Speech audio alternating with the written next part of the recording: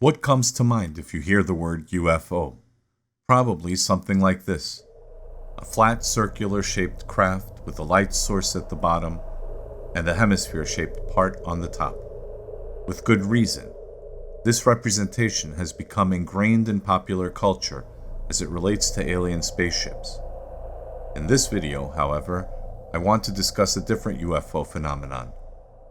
One you usually can't find in movies and different sources of entertainment. The phenomena in this case are flying triangles.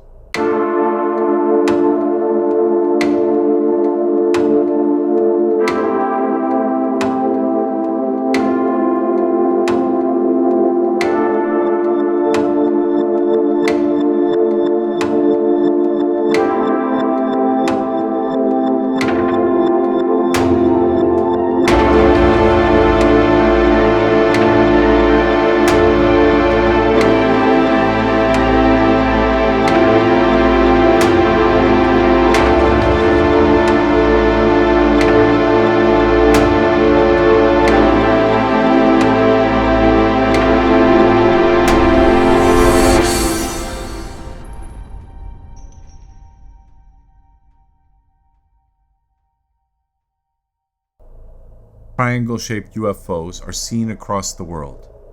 I could say that the phenomenon itself could be considered somewhat common. So common, in fact, that the first UFO report I heard came from a person involved who described this shape. It happened back in 2013. Back then, I was working in a hospital. I had a late-night conversation with my colleague when he asked me the following question. Do you believe in aliens? Back then, I was pretty agnostic regarding aliens.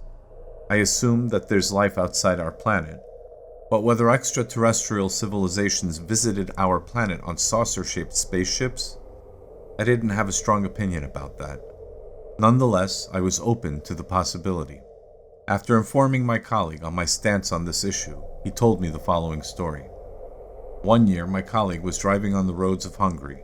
The sun had set, and dusk settled when he noticed strange lights floating in the sky. According to him, these lights were generated by a pyramid-shaped flying object. He didn't observe it for long, but he had time to take a photo of it with his cell phone. I don't have the photo, and it wasn't very good, but I remember it well enough. I believe I created a pretty accurate recreation. On the picture against the night sky, you could see 4 orange dots of light in the following formation. I thought that it was interesting, but back then I didn't think much about it. Years later, however, it made me think after I discovered multiple photographs, video, and eyewitness testimonies about flying triangles. It seems my colleague wasn't the only one who had seen triangle-shaped UFOs in the skies of Hungary. Project Bluebook was the name given to a U.S. Air Force program dedicated to studying UFO phenomenon. It ran between 1952 and 1969, but I don't want to speculate on the motivation and the undeclared goals of the program. I bring it up because there's 2 Project Bluebook reports from Hungary, and I would like to focus on one of them. The following event occurred on January 1956 between 10:30 a.m. and 11 a.m. The observation lasted for approximately 6 minutes. The text of the report is the following. Unidentified flying objects seen near Oroszlán. A witness saw 4 dimly lit unidentified flying objects, each triangular with a bright spot in the center. The objects formed a square in an apparently horizontal plane. The distance between the objects was unknown, and the altitude was about 3,000 meters. They rotated slowly around the center of the square as if rigidly connected. RPM and direction of rotation were unknown. While rotating, the group of objects moved slowly from west to east. Exhaust flames, streaks of light or vapor were not observed, and noise was not heard.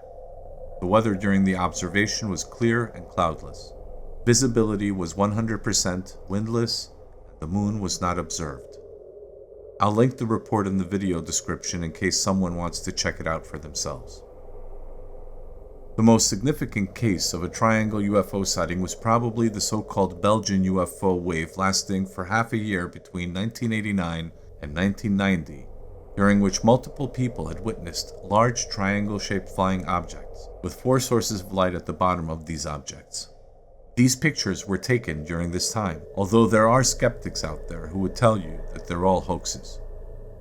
Eyewitnesses reported that these objects, as they moved slowly and evenly, were instantly capable of reaching very high speeds, which would have immediately killed pilots and passengers of a typical airplane. The number of known eyewitnesses are in the thousands. The number of unknown witnesses are probably a magnitude greater. Back then, you could read eyewitness testimonies by the hundreds in the Belgian newspapers, and you could see them by the dozens on television. There were reported sightings from neighboring countries, but much less than in Belgium. I think it's not because there were fewer sightings in these countries. Instead, I think the Belgian media paid closer attention to these stories as opposed to the others. Not only did the Belgian media take the matter seriously, but the Belgian army openly talked about it as well. They detected these objects multiple times on their radar screens and sent up F-16 fighter jets to investigate these occurrences. The following report was presented on a Belgian television channel. It features Wilfred de Borouwer, who was a general in the Belgian Air Force. The following video will include subtitles. Olyan pillanatban, amikor a célkövető rendszert ráblokkolták, a tárgy hihetetlen manőverezési képességgel és sebességgel tűnt el. Amikor a katona az eseménynek, és azt hiszem, hogy kötelességünk megtudni, hogy volt-e valami, és mi volt a levegőben. Honnan jöttek, mi az eredetük, és mik a szándékaik. És valóban történt valami Belgium felett, amivel nem tudunk mit kezdeni, és nem tudjuk kezelni. I often wonder how many instances there are where the authorities try to sweep things like this under the rug. Probably a lot. These Belgian UFO waves had many eyewitnesses, and there was even one Hungarian among them with whom I managed to get in contact. He was very helpful and offered the following audio in his testimony. The audio is in Hungarian, but I provided subtitles. Veres András vagyok, 64 éves, 1977-ben vonultam be a magyar hadseregbe, 1979-ig, és ok és okozat folytán a légvédelemhez kerültem, tehát egy rakétás légvédelem. Felkértek, hogy ezt is elmondjam, ugye, mielőtt egy másik témáról lesz majd szó, mert egy belgiumi eseményről volt szó, amit tapasztaltam, de arra, hogy mondjam el azt, amit ugye keveseknek mondtam el, hogy a katonaságnál hát milyen észrevételem volt, amit természetesen csak évtizedekre, tehát ráértettem meg, ugye, amikor már ugye végigjártam az életem útját, egy kicsit is sok minden történt, és aztán kutattam is az eseményeket, de hogy beszéljek erről is, amit ugye azért nem szívesen beszélek, de miért nem mondjam el, hogy ott a katonaságnál a parancsnokom mit mondott nekünk. Nem biztos, hogy UFO-król szólt, hanem lehet, hogy titkos orosz repülőgépekről. Lehet, mert mondom, hogy én láttam olyat, de elmondom, hogy egy szép nap, ugye ezt mondtam, hogy nekünk, mint légvédelmesek azért így havonta, meg közben is volt, úgymond tantermi, valamiféle oktatás, vagy duma, meg megbeszélés, vagy új dolgokról. De most nem erről van szó, hanem arról, hogy azt mondta a hadnagyúr, hogy na ide figyeljetek, és most figyeltek rám, hogyha célkövetés közben, vagy így, vagy úgy gyakorlatilag valaki olyasmit lát, vagy olyan repülő dolgot, vagy olyasmit lát az égen, amiről nem tudja, hogy micsoda, vagy milyen repülőgép, az oda jön és jelenti. Figyeljetek ide még egyszerre, és még egyszer nem mondom el. Ha valami olyasmit látsz az égbolton, amiről nem tudod, hogy micsoda, akkor nem pofázol a többivel, nem dumálsz, hanem oda jössz hozzám, és jelented. Megértetted? Megértettétek? Na, ennyi. Hogy aztán miről szólt? Nyilvánvalóan, hogy erről is, arról is, tehát lehetett olyan repülőgép, az oroszoknak már volt olyan, nyilván, nem mindig előrébb jár a hadtudomány, de lehetséges, és nagyon, most már biztosan tudom, hogy másra is gondolt, és gondolhatod, hogyha valami olyan tárgyat látunk, ami esetleg egyáltalán nem hasonlít egy repülőgéphez, akkor nem pofázunk, hanem oda megyünk és elmondjuk, és aztán elmondjuk, hogy mit láttunk, és még megmondják, hogy pofa bekus. Körülbelül erről szólt volna a dolog, és utána nem szabad erről beszélni. De sosem említettek olyan furcsa tárgyakat, tehát ezt nem mondták ki, de most már biztosan tudom, hogy tudtak róla. Na és most a belga ügy, tehát 1989 novemberében, november 23-ától kezdődtek ott valami furcsa események, amikor is több száz szemtanú, először több száz szemtanú tapasztalt dolgokat, ami ugye nem volt normális, és akkor telefonálgattak ide-oda rendőrségnek, meg másokat is hívtak, UFO kutatókat és a többit, hogy mi is történik, hogy olyan tárgyak repkednek a fejük fölött, vagy jelennek meg, amik szinte hangot nem adnak ki, vagy csak nagyon halk zümmögő hangot, hogy el is mondták, és ezt már egy másik videóban én elmondtam, most még egyszer csak azért, mert valaki felkért, hogy akik közvetlen közelről is tapasztalták a házuk fölött kb. 20 méterre, hanem nem több, azok nem sokat hallottak, csak valami zümmögő hangot, és olyan furcsa tárgyak, amik semmiféle repülőhöz nem hasonlíthatnak, hiszen vagy lépésbe mentek, vagy egy helyben álltak, és hogyha egyszer elindultak, akkor elindultak, de hogyha egyszer begyorsult, vagy elindult, akkor egyből végsebességre. Na, ezt így mondanám. Na most egy szép nap, ugyebár éjfél körül hazafele mentem valahonnan, most teljesen mindegy, stúdióból, tök mindegy, és nem hazafelé vettem az irányt, hanem azt mondtam, hogy én bizony lemegyek egy bizonyos helyre, mert onnan jó a kilátás, vagy úgy gondoltam, hogy láthatok valamit, de nem feltétlenül azért mentem oda, hanem valami máson morfondírozni, de lehet, hogy látok valamit, és akkor úgy figyelgettem, hogy hát ha meglátok valami hasonló objektumot, amit én szerettem volna közelről látni, de hát nem nagyon reménykedtem benne, mert mondtam is, mert hogy hát Brüsszel fölött nem nagyon voltak. Ugye jelen voltak, le is filmezték Brüsszelben és vidéken is, de Brüsszel fölött ritkábban. Erről van is egy térkép, hogy hol jelentek meg a legtöbbször, Liège környék, és hát azt ugye majd... És akkor ott leültem egy padra, vagy a 15 perc múlva láttam meg körülbelül, 15 perc múlva, hogy végeredményben nekem ott balra fönt, messzebb, olyan 800 méter körül ítélem meg, van egy valami, ami ott, mint egy ostorlámpa-szerű dolog, valami van, és láttam, hogy lefele világít, tehát hogy megfényezte a párát a levegőben, de elég erősen, bizonyám, és baromi erős volt, mint hogyha két kis fényforrásból jött volna, és azt figyeltem megint. Hát nem tudom, eddig ültem ottán, mit tudom én, 30 fél óra, nem tudom. Ezután azt mondtam, hogy most már hazamegyek, mert az ott áll egy helyben valami, és nem tudom mi az, de hát ha nem mozdul, akkor most már hazamegyek, hát franc, akkor az nem, akkor valami olyas van, valami, ami mit tudom, egy toronynak a valamilyen, de nem, hiszen nem volt ott.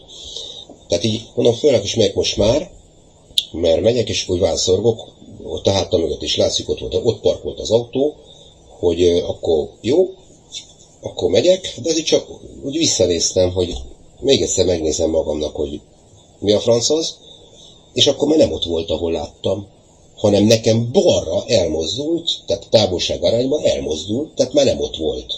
Nem, hogy hoppá, mondom, ez már nem ott van.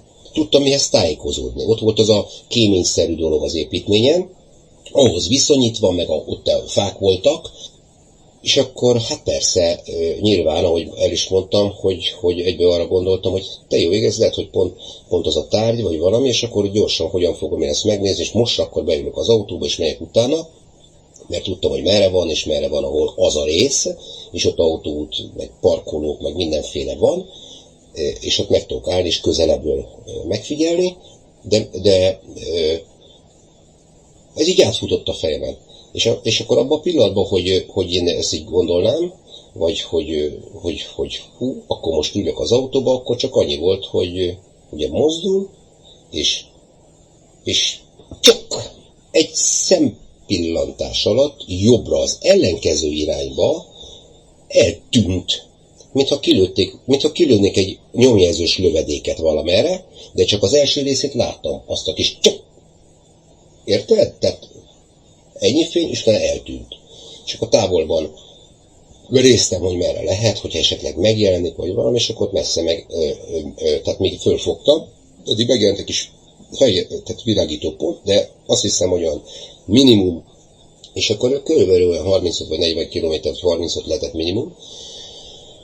Ott megjelent a kis pont, aztán egy 3,5 percig még néztem, aztán szép lassan elindult balra, aztán le, nem mint egy repülő, balra, utána puff, élesszögben, tehát derékszögben le, utána egy picit jobbra, le, utána megint balra, el, és eltűnt akkor már a növényzet, itt a horizont. Szóval irreális volt a repüléshez képest, és olyan sebességre kapcsolt, mint ha kilőtték volna egy ágyúból, vagy egy puskából, és egy hang nélkül. Ugye, tudnék egy repülő, vagy bármi, mondjuk egy helikopter nem tud így gyorsulni, hogy egyből 15 vagy 20 ezerre, vagy az Isten tudja, de borzalmas gyorsulásán, a hangrobbanással jár. Ugye ez fizika, ezt tudjuk. De hát semmilyen hangrobbanással nem járt, semmiféle hangot nem lehetett hallani, de én abból a távolságból is meg lehet hallani, hogy egy helikopter van. Érted? Hogyha úgy jön a szél, vagy fuvallat, hogy áthozza a hangot, de nem, egyáltalán semmi. És akkor néztem darabig, hazamentem utána a kocsiba, vagy bambultam, hogy gondoltam, hogy te jó ég, mi ez. De akkor, amikor ugye az ember rádöbben erre, hogy micsoda, akkor így volt egy kis hatásszünet, hogy szoktuk nevezni, és akkor utána, hát így mondhatnám, hogy elöntött az adrenalin, vagy hogy szokták ezt nevezni, hogy libabőrös leszel, meg olyan de furcsa érzésed van, szörnyű, nagyon fura érzés, amit nem lehet hasonlítani se félelemhez, se semmi ilyen ijegységhez, vagy bármihez, hanem valamihez, amit nem tudunk, mert szürreális. Mert szürreális tulajdonképpen. És ez egy furcsa érzés, és ezért ültem az autó, hogy te jó Isten, mi történt, meg mi történik, és akkor közben meg az emberek igazából nem nagyon tudnak róla, és gondoltam erre, hogy még talán valaki ébren van, hogy az utcán nem járt senki, de hogyha valaki ott van, nem is néz arra, föl se fogják, hiszen hangtalan. Kellett idő hozzá, még az emberhez megszokta, tehát ráébredt, hogy mi is van, és hogy a többi hogyan áll hozzá. Tudod, a többiek. Az borzalom. És most már megértem azokat a szemtanúkat, vagy az eltérítetteket is, de akik szemtanúk, hogy nem mernek beszélni, mert a környezetük lenézi őket, vagy nem is tudom, úgy ítéli meg, mintha bolondok lennének, pedig nem. Ők maguk félnek attól, hogy olyan ténnyel kell szembesülniük, amikről nekik fogalmuk sincs, és miután ők maguk félnek, ugyebár akinek erről beszélni, akkor inkább rásütik a bélyeget, hogy hát ez az ember butaságokat beszél, és aki ezt megtapasztalta, akkor inkább elhallgat. A more recent and well-known but less important event regarding this topic is a video made by the US Navy in July 2019 near San Diego. The video was leaked on the 8th of April 2021 on the Twitter page of Jeremy Corbell, editor of extraordinarybeliefs.com. The Pentagon admitted the authenticity of the video, which resulted in worldwide publicity. Many people who are into this topic think that this is a prelude to the US government finally confirming the existence of aliens.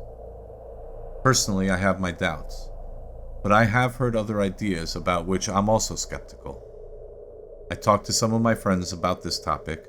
Some of them think that this is all fake and presented by the US government to divert the public's attention about the current economic and political crisis affecting the country. Or they think it was a secret stealth fighter spying on the American Navy. If that's the case, then it wasn't very stealthy. Incidentally, these opinions inspired me to make this video, because I believe that most have no idea how often people see flying triangles, how long this has been happening. The earliest case I could find was published in 1882 on the pages of a newspaper called Scientific America. Here's the exact text. Quote, "A curious appearance on the moon. A singular appearance of the moon was observed by several residents of Lebanon, Connecticut, on the evening of July 8. The moon, almost full, was about 3/4 of an hour high. An observer says 2 pyramidal luminous protuberances appeared on the moon's upper limb. They were not large, but gave the moon a look strikingly like that of a horned owl or the head of an English bull terrier. These points were a little darker than the rest of the moon's face. They slowly faded away a few moments after their appearance, the one on the right and southeasterly quarter disappearing first. About 3 minutes after their disappearance, 2 black triangular notches were seen on the edge of the lower half of the moon. These points gradually moved toward each other along the moon's edge and seemed to be cutting off or obliterating nearly a quarter of its surface, until they finally met, and the moon's face instantly assumed its normal appearance. When the notches were nearing each other, the part of the moon seen between them was in the form of a dove's tail." Close quote. I wonder what would happen if a so-called scientific newspaper would receive a report like that today. They would probably ridicule it or try to come up with a ridiculous explanation to avoid the idea of extraterrestrials. They would probably call it a hoax, or they wouldn't even publish it. It appears that times were different in the past. Back then, the scientific community didn't try to portray anyone who claimed to see something strange in the sky as insane or a liar. This makes me wonder, what happened? As you can see, the phenomenon of triangle-shaped UFOs didn't start this year. It goes back at least 140 years, but probably much more than that. As I was doing research for this video, I ran into at least a dozen videos which show these objects. Of course, I don't claim that they're all authentic. Meanwhile, while I was writing this script, one of my favorite YouTubers, who heavily inspired me to start this channel, Gymlan, posted a video where he claims that he has seen a triangle-shaped craft in the past in Wisconsin. As a final thought, let me say this. When different people from different places and different times all claim that they've seen the same thing, maybe we should consider that they're telling the truth. Maybe we should not automatically brand them liars or call them insane, even if what they claim to have seen is a little bit unusual. But that's just my opinion. As I said in my earlier video, if you have seen or experienced something strange or paranormal, or just unusual, feel free to write your experience to the email address in the bio.